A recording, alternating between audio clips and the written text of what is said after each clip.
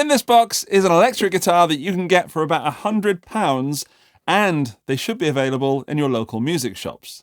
The brand is called Arrow Guitars, and this is a Tonecaster in here, which you're going to recognize as a Stratocaster shaped guitar aimed at first-time players and people who are after a bargain. And in this video, we're going to find out if it's any good. It's come to me directly from Arrow Guitars. I haven't seen inside before, and I can tell you that it's black with a tortoiseshell pickguard. Oh, there's the whammy bar floating around in there. And anything else? Oh, bit of silica gel. Save that for later. Actually, if you've never seen my channel before, if you're brand new to guitar, I apologize for the silliness. I won't apologize for it, just be aware that it's going to happen. I will attempt to keep it fairly sensible. I do want to find out if these guitars are good, and I do want to help you in your purchases.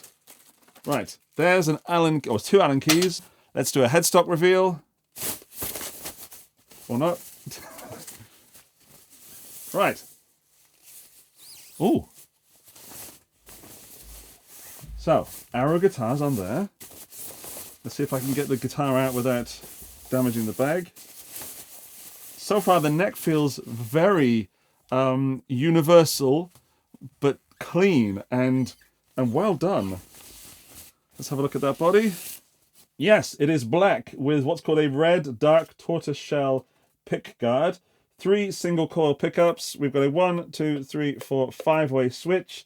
Volume, tone, and tone. The output jack. A vintage style tremolo system, which if you turn it around to the back, you can access back there. It's not the lightest guitar in the world, neither is it the heaviest. We've got a bolt-on neck, 4 bolts, pretty standard. And then around the front, we've got 6 inline tuners, which look pretty standard for this price point. In fact, that's not fair. This is about £100, €100. That is far better than my first guitar, which was around, well, it cost more than that. I did ask Arrow Guitars not to do anything special to this, so I get the same guitar that you would get if you were to buy it from a shop or online somewhere. I will go over the specs and everything that it's made of in a little bit, because I want to plug it in and find out what it sounds like and how it plays.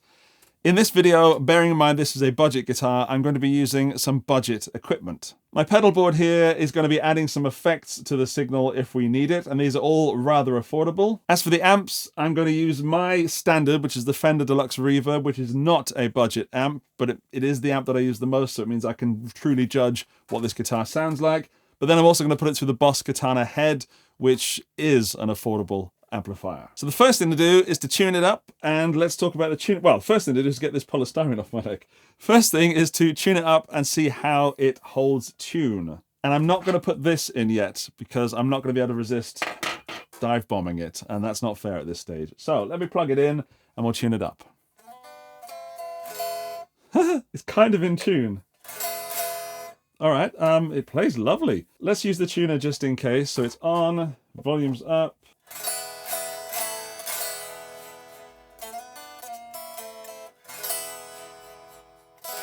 That is one of the best setup and loudest unplugged electric guitars in the budget area I've ever played.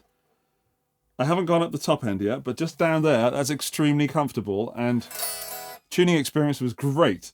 I'm now going to pull the strings out, which should mean that it stays in tune even easier in the future, which means tuning it a second time. But if you have a new guitar, you should very gently, and then not try and wrench the strings off the fretboard, but very gently give them a little bit of abuse. I'm just putting my thumb, you see that?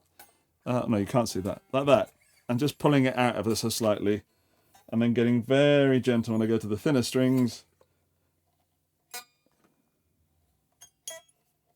There we go. Now retuning it. That is not bad. Not bad is an understatement. That is fantastic. Now, let's give it a bit of a polish as well, just to clean off that polystyrene from the box. It's pretty. It's very clearly based on a Fender Strat, and there are some other brands sort of in this, well, not in this price range, above this price range, that could compete for your money. And one of my aims in this video is to let you know where this sits relative to the other purchasing options you have at about this price point. I'm going to plug directly into the amp so I can hear exactly what the guitar sounds like without a tuner or anything in between me and the amp. So this is the bridge pickup.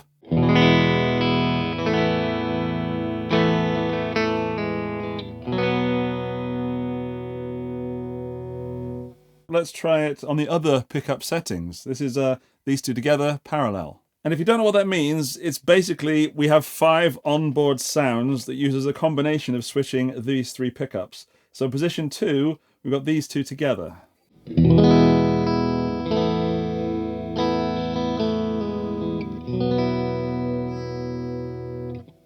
That's position 3, which is the one in the middle.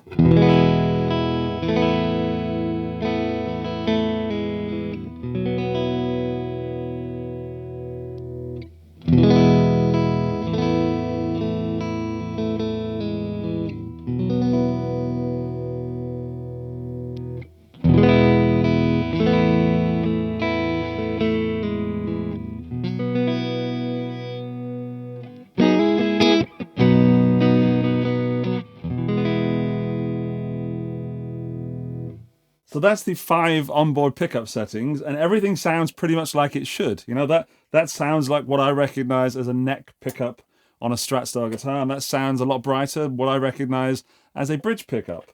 I'm going to have to put some more reverb through that and see if I can get some beauty out of it. This is the 4th position, which is these two in parallel.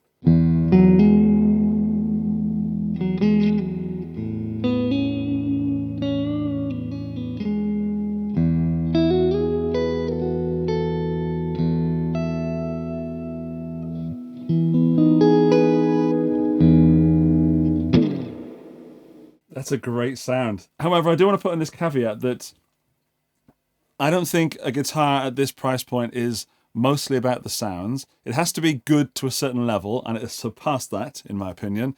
It has to look good and look attractive to you if you want to pick up guitar for the first time, but it has to be reliable. It has to be playable. It can't have horrible strings on there. It can't have tuning problems. And so far, this has none of that. This is so far a very reliable guitar. We need to hear some more sounds, of course, because that's why we play guitar, to make music. Right, I'm going to put it to the Boss KATANA and hear what it sounds like through an affordable amp. Here's something relatively clean again through the Boss.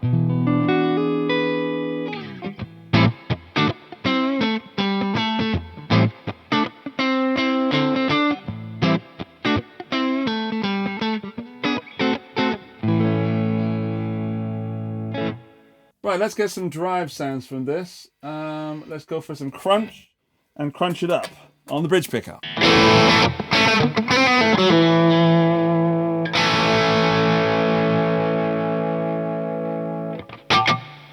It does sound a bit thin on that patch, and I found out that neither of the tone knobs control the tone of the bridge pickup, so it'll just be middle and neck. So I'm going to have to change the patch to be a little less brittle.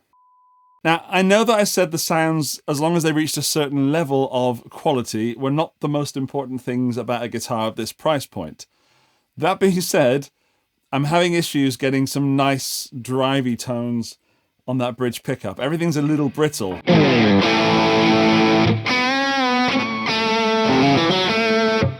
So here are some clips thrown together of me trying to get a good sound until I do get something that I think is acceptable.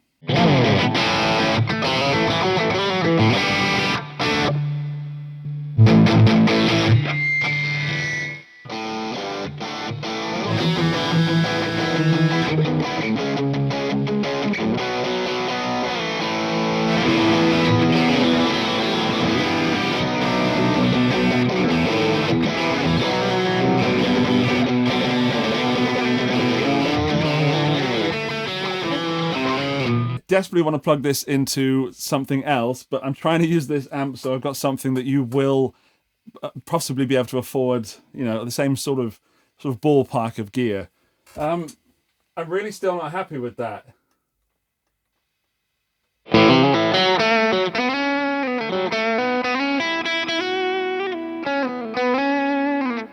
It's okay. It's a bridge sound. I don't think it's the best sound in the guitar. I think this neck and the middle is where it's at. That bridge pickup for me is a little bit brittle.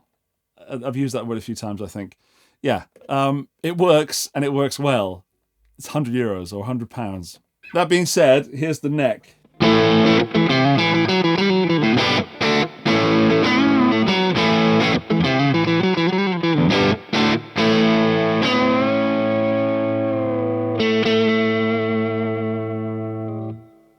For $100, that is a pretty good sound. The important point is it's in tune and everything feels nice to play, and it's inspiring to play.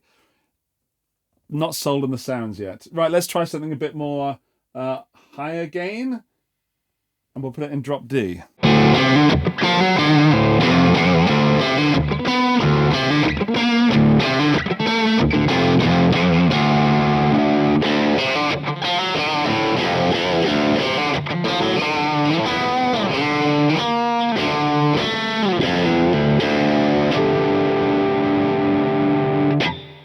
Again, the sounds are fine. I'm not going to tell you that they're great. They're not. But they're more than fine for a budget-priced S-type guitar. Which brings me to a point that if you are new to guitar, or you're thinking of buying a guitar for someone who's new to guitar, this is always going to be a little bit thinner than something like this. So this only has 2 pickups in it, but these are what's called humbuckers. These are called single coils. So the way that we would talk about that is that that's a fatter sound, and this is a thinner sound in terms of amounts of bass and I'm trying to keep it simple, in terms of bass and full and fatness. Guitarists make up a lot of stuff. We're all guilty of it. The way I see it is that this sound is slightly translucent, whereas a humbucker is more opaque.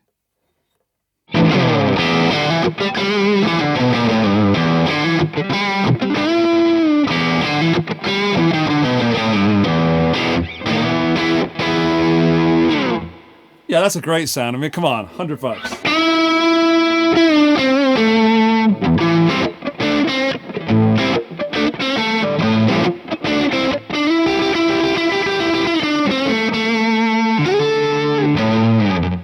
Love it. Right, I'm going to put some fuzz in the signal chain.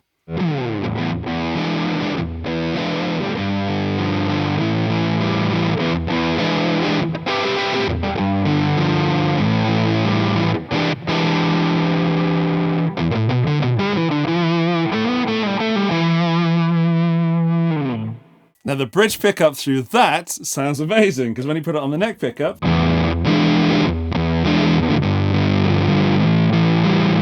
actually that also sounds amazing. You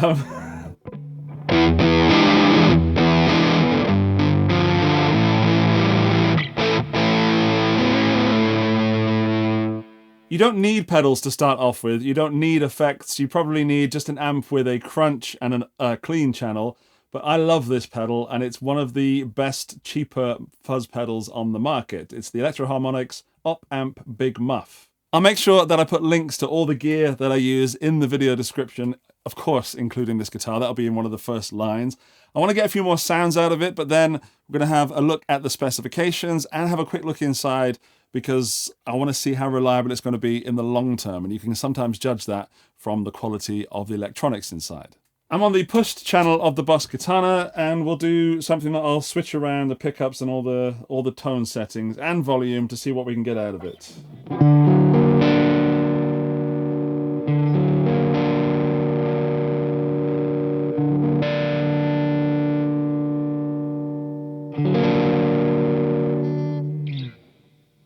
In fact, let's put this trem arm in there. That just screws in, hopefully nice and easily. There we go. Now the fun will begin. Right, let's have a sound from the KATANA. A little less gain. And what I'll do now is go through the different pickups on this setting and mess around with the knobs and do a bit of whammy, I guess.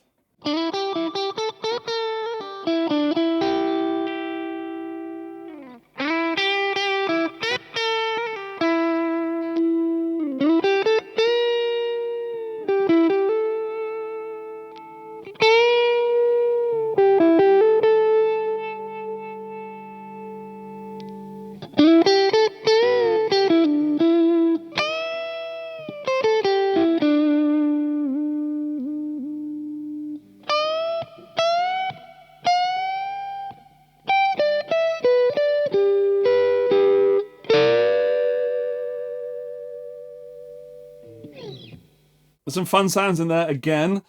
Let's talk about the trem. The trem is very tight. So what this does is it slackens the string so the note goes down. It does bring it back to pitch pretty much. So yeah, the trem is tight, so there's no flutter in there. The springs are quite tight in there. We'll take a look in there in a moment and see how many springs are in there. I think we're looking at 3. But back to the sounds, this is definitely a clean-ish sounding guitar. The pickups are not moving too well with drive. What I want to do is put it through the tube amp again and put it through an expensive pedal and see if that gets a better drive sound and make sure it's not down to my technique with the Boss Katana. So back to the Fender and back through something a bit more expensive. This is the Crazy Tube Circuits HEATSEEKER, which is a phenomenal pedal, but it's more than twice as expensive as the guitar. All right, here's the sound without the pedal.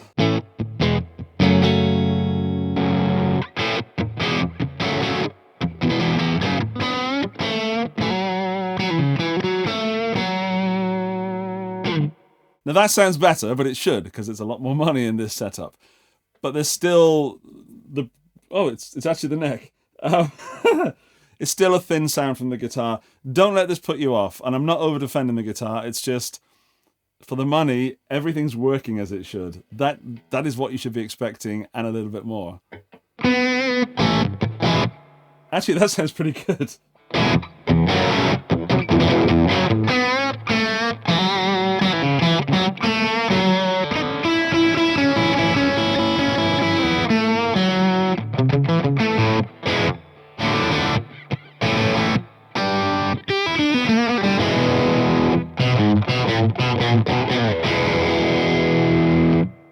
Okay, that sounds good.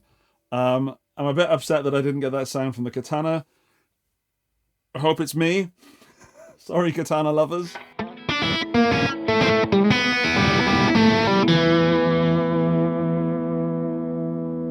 That's a good sound.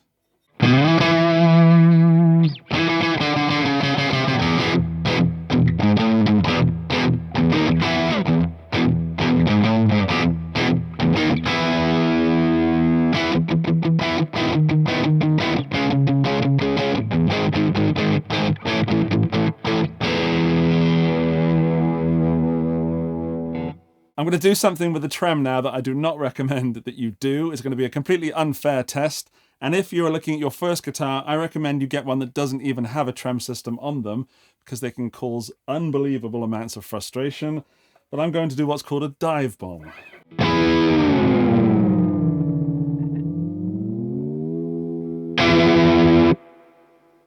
Now the aim there is to bring that back to pitch, to put it back in tune. It's pretty close.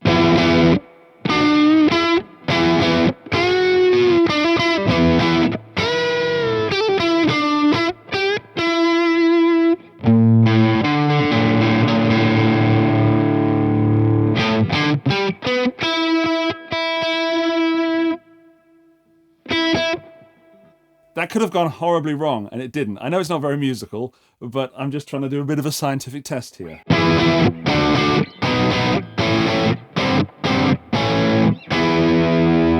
That's pretty darn good. I'm going to do it again.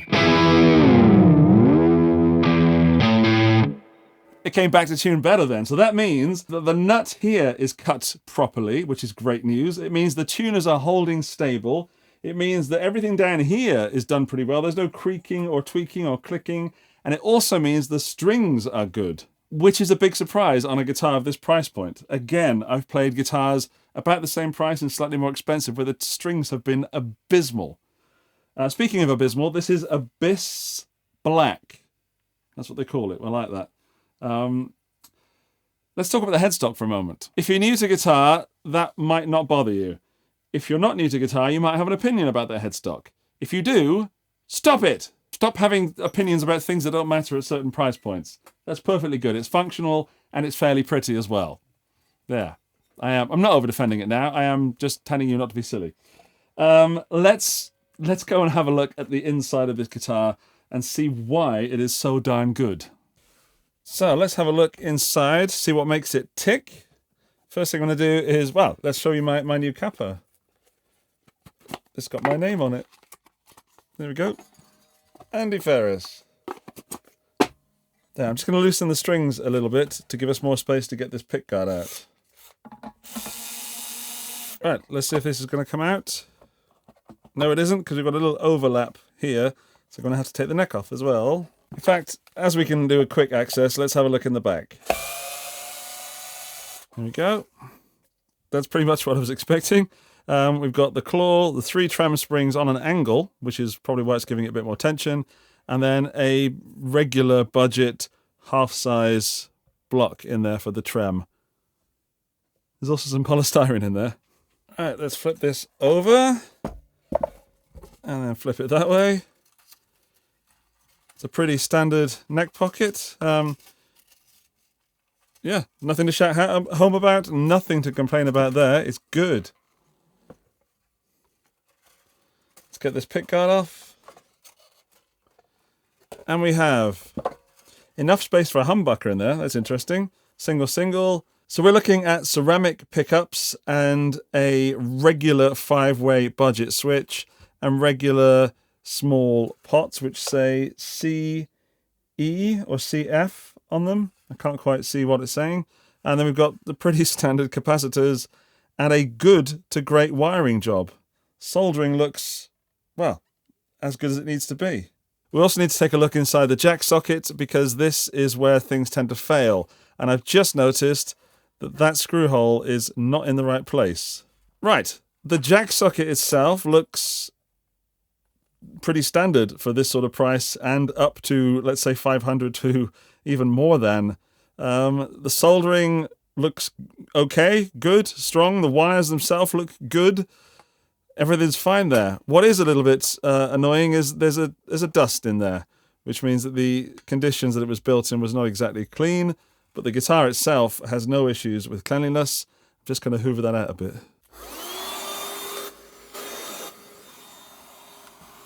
You absolutely do not need to do that, by the way. It's just a case of while I'm here, you know? Let's have a look at the conductivity of the electronics. So.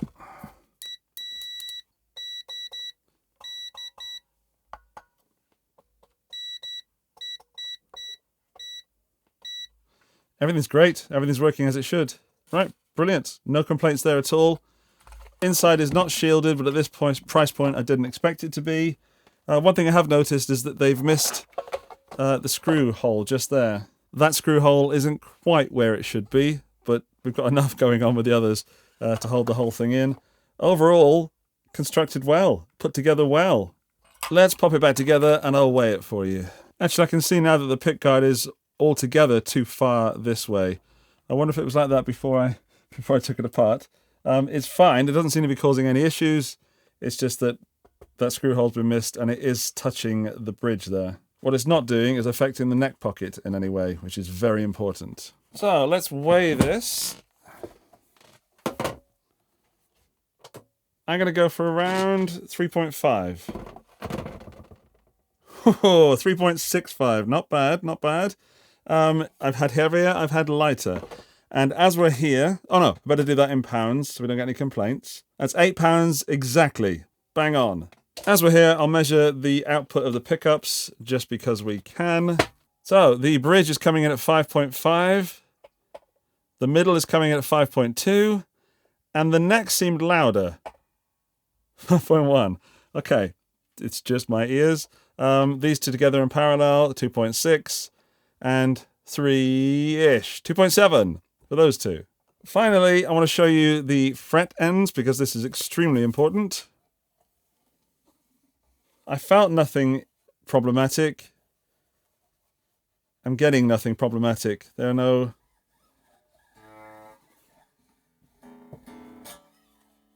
There's a little bit there. See, we've got a little line just there. You can barely see it. There's a little problematic points there, but here where it really counts, there's nothing. These are good frets. There are fenders that wish they had frets like these. So this Tonecaster is put together extremely well and set up extremely well, but I haven't given you the specs yet, so let's do that. Firstly, and possibly most importantly, these are available in a whole range of colour, which are on the screen right now. You can have a white pickguard with various colors of the body, but generally speaking, they are the same guitar, they just look different. I really like the way this one looks. I have a thing for black guitars. I don't show them on the channel very often because they don't come out great on camera, but in the flesh, this thing looks brilliant. In terms of wood, the body is poplar, and then the neck is Canadian maple, which is very well finished. Better than some Squires, I might add. The fretboard is apparently rosewood, and I was definitely not expecting that on this guitar. I thought it would be something, well, like laurel. Also, the strings are made by a company called Darko, which I've never heard of before. They are 9-42s, which are the slimmer strings you normally find on a Strat-style guitar. And I don't know how many times I've said this, but everything on this guitar is exactly where it should be and how it should be. And at $100, I frankly can't believe it. And when I say 100, the prices can vary a little bit. This might be 120. I've seen it on sale for 99. But these guitars are generally around that £100 price point. It is a full-sized Strat-style guitar because I'm quite a big chap and I make Strats look about 3/4 size. It's not. It's a regular size that you'd normally find. Well, this is a Fender. This is a Fender Player 2, and it's the same size as that. In fact, it's very close to being one of these. One thing I do want to talk about is the 5-way switch. It's good enough. It is a little bit wobbly and bendy, and I know when we start playing guitar, we tend to hit quite hard. That should be fine, but I would be wrong not to mention that it is a little flimsy, but pots feel good, output jack is good, everything else, tuners, spot on. If you've come to this video looking for your first guitar and you've seen Arrow guitars around, I would absolutely recommend this as a starter. However, there are also other models from Arrow, such as the 𝗬𝗪𝗪𝗣𝗪𝗪, and the Riffster, which are based on Telecaster and Les Paul style guitars. The Les Paul being one with humbuckers and being, I would say, the most different to this. So see which one of those floats your boat the most. If you come to this looking for a cheap guitar to mess around with, you're going to be very happy with it. Everything is quite shocking for the money. The only thing I don't like is the pickup sound. So the guitar, you'd think the sound was the most important thing. It isn't, not when you're starting. You do need to have an inspiring sound. I find that neck pretty lovely. The bridge is nothing for me, but I can forgive it because of the price point. Ultimately, it looks good, it stays in tune, it's not too heavy, it's not too big, and everything plays very well. And that's what you should be looking into when you're looking at a guitar of this price point. Okay, there are links to Arrow guitars and other things in the video description. A big thanks to Arrow Guitars for sending this out for review. I'm looking forward to doing more of your guitars because this one has certainly piqued my interest. If you haven't subscribed to the channel yet, please do so. If you like the video, then please like it. Otherwise, I'll see you around, possibly in the next video. Bye-bye!